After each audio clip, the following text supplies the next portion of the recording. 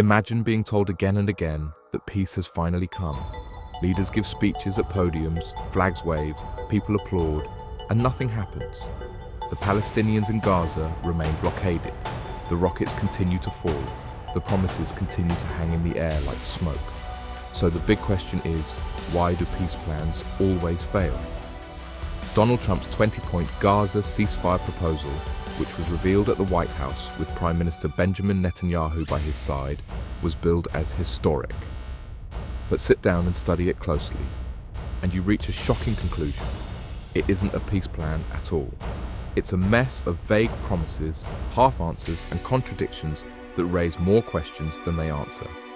And that's why it's the perfect case study. Let's take it apart today, not just to understand this one proposal, but to reveal the underlying pattern of why peace in Gaza never happens. 1. The governance dilemma. The first open question is the biggest one. Who governs Gaza? Trump's plan called for a so-called temporary transitional governance committee. It sounds neat on paper. Apolitical, technocratic figures running day-to-day life until things stabilize. Think about it, though. Who appoints these figures? Who decides they're legitimate? And why should the Gazan people obey their authority if they don't elect them? And to top off the weirdness, Trump and former UK Prime Minister Tony Blair were going to head up a board of peace to preside over this committee. So there's a board, there's a committee, there's Gaza, but nobody's quite sure who actually gets to make the final call. This isn't governing. This is bureaucracy heaped upon uncertainty. 2. The return of the Palestinian Authority. The second question relates to the Palestinian Authority. The plan says that once the Transitional Committee has finished its job, the PA would come in and take over Gaza, but only after it has been reformed. What does that mean? Nobody knows. Who decides when the PA has been reformed enough? Nobody knows. There are no timeframes, no benchmarks, no roadmap, just a general hope that at some point in the future, maybe, the PA will rule again. But here's the kicker. Netanyahu himself stood next to Trump and said, no, Gaza won't be governed by Hamas, and it won't be governed by the PA either. So the plan is dependent on the PA, but Israel has already rejected it. That's a bit like planning a wedding around a bride who won't show up. 3. The international force mirage. Now, security. The plan says Gaza would be protected by an international stabilization force. Sounds good, doesn't it? But ask yourself, which countries are volunteering to put troops into Gaza? Which would both Israelis and Palestinians actually tolerate? And what would be the rules of engagement for these troops? Would they be peacekeepers, police, and army? Would they be allowed to engage Hamas? Would they be allowed to engage Israel?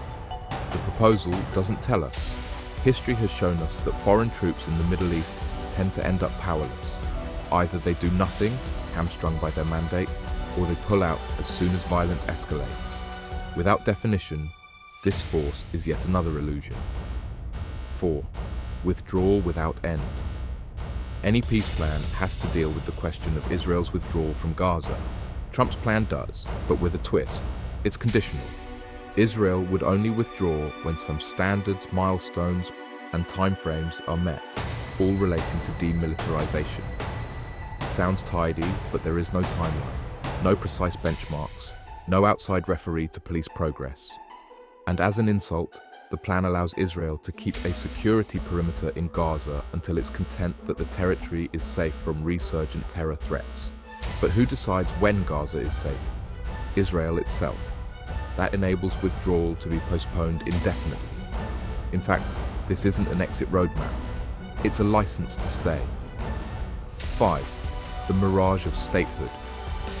Finally, the biggest unresolved question. Is Palestinian statehood on the table?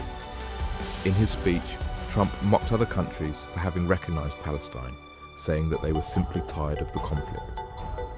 The plan itself treats Palestinian statehood not as a right, but more as an aspiration, something that can maybe happen someday if reforms are completed, if Gaza is rebuilt, if circumstances are suitable. Notice that word, may. Not will, not must. Just May. This is the same mirage Palestinians have been chasing for generations. Statehood as a carrot on a stick, always conditional, always postponed. The plan holds out hope in the abstract, but in practice leaves the question of statehood up in the air, uncertain. 6. The larger pattern. So let's step back. What does all of this tell us? Trump's Gaza proposal is nothing special. It is just the latest page in the same old book. From Oslo to Camp David to all the roadmaps to peace in between, the formula is the same. Dramatic announcements, vague details, and promises that never find their way into physical existence. This is not accidental. Ambiguity is the purpose. By not addressing the most difficult questions, leaders can generate the semblance of motion without incurring the commitments that real peace would demand. For real peace would require concrete answers. Who governs Gaza? When does occupation end? Who imposes justice? And is Palestinian statehood a right or just a possibility? Until those questions are addressed, every new peace plan is just an act, a show for the cameras. Trump's ceasefire proposal looked historic on television, but on paper it was hollow. It did not achieve peace for Gaza, and it could not, because it did not tackle the questions that most matter. And that's the lesson here. Peace cannot be built on ambiguity. Ambiguity is exactly what leads to the cycle of broken promises and broken lives. So when the next plan arrives, and it will, we need to ask not what leaders say at the podium, but what the fine print actually delivers. For ultimately, the mettle of a peace plan is proved not in applause or headlines, but in the lives it changes on the ground.